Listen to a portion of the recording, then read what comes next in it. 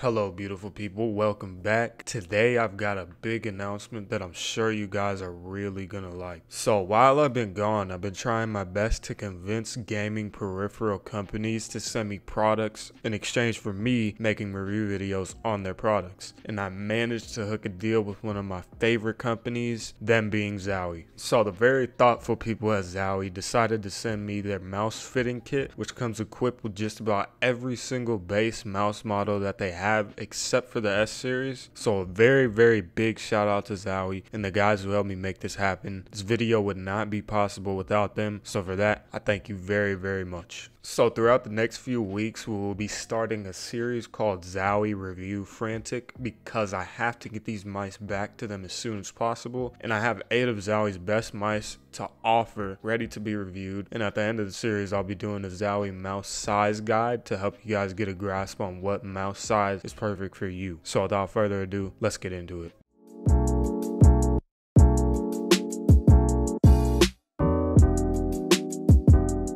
The first mouse we're going to be taking a look at today is the Zowie FK1, which comes in at $60 US. It weighs in at 88 grams without the 6.6 foot cable and measures in at 5 inches long, 2.6 inches wide, and 1.5 inches thick. In my opinion, a relatively large mouse with a low profile and the perfect amount of weight on it, with a somewhat soft, rubbery kind of matte design, so you won't have to worry about your hands slipping if you sweat a lot. This is a plug and play mouse, so unfortunately there is no software or drivers equipped with it, but it does have a built-in DPI adjustment button located on the bottom of the mouse, ranging from 400 being red, 800 being purple, 1600 being blue, and lastly 3200 being green. It also has an adjustable polling rate ranging from 125, 500, and 1000 Hz. To change the polling rate, you will want to press the indicated mouse side button that matches the polling rate you want when plugging the mouse into your computer. So for 1000 Hz, you would press and hold mouse button 4 while plugging the mouse in, 500 Hz, mouse button 5, and for 125 Hz, you would press and hold mouse button 4 and 5 at the same time while plugging the mouse in. Now, I will admit something about it just doesn't feel as responsive as some of the mice from Logitech, but it's not very noticeable unless you've used Logitech mice before like myself, and if you have, you will know that Logitech can be pretty hard to beat when it comes to responsiveness. The FK1 has a great lift off distance and it's ambidextrous as well, so you have 4 side buttons rather than 2 for those left-handers out there. Don't worry, we didn't forget about you guys this time. They decided to use the flawless 3310 Avago sensor, which is actually pretty much exactly the same as the Pixar sensor, since Avago entered a licensing deal with them not too long ago, so all Avago sensors are now being made by Pixar. So far I've had absolutely no problems with the sensor, as well as the Huano switches that have a very crisp and clicky feel, and to me the side buttons are placed in the best spot possible considering how small they are, although I did not run into any problems when using them. The scroll wheel is great, very clicky just like the side and primary mouse buttons, and I love the fact that it has a very controllable scroll, not too quick but also not too slow. I personally like to play with a palm grip and sometimes alternate mid-game to like a half claw, just a weird habit I have, but I didn't run into any problems doing this. I'll provide a click test for you guys right now, as well as a hand grip gesture guide somewhere on the screen.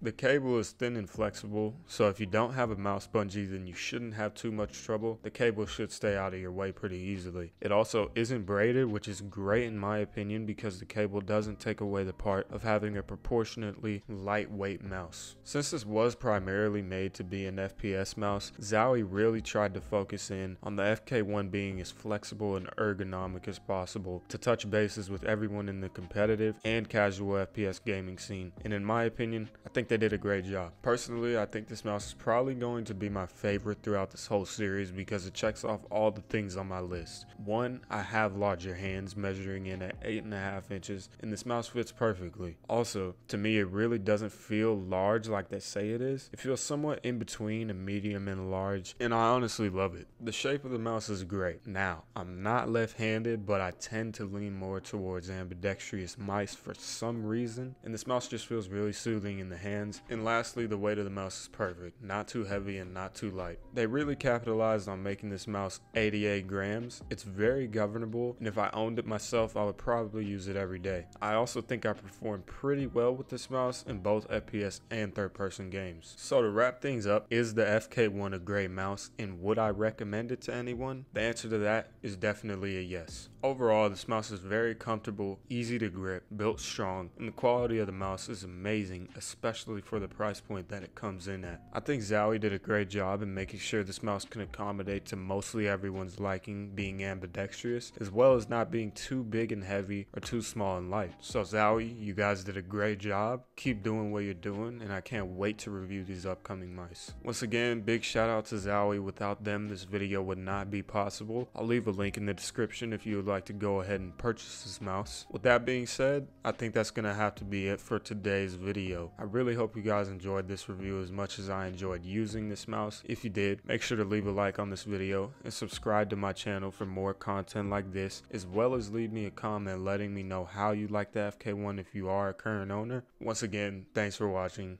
Ciao.